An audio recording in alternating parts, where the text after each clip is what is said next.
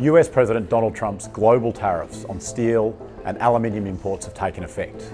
And despite the Australian government's intense lobbying, we've not been granted an exemption.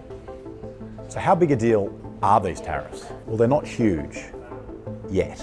Australian steel and aluminium are only minor exports to the US. In 2023, together they represented only about 5% of the value of Australia's total exports in that country.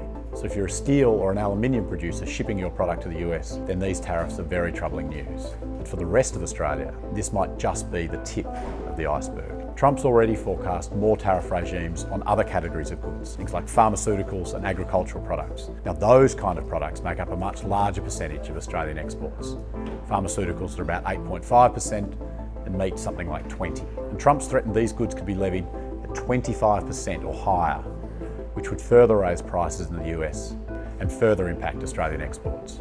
But even more broadly still, the most significant impact to Australia could be the impact of Trump's so-called trade war becoming global.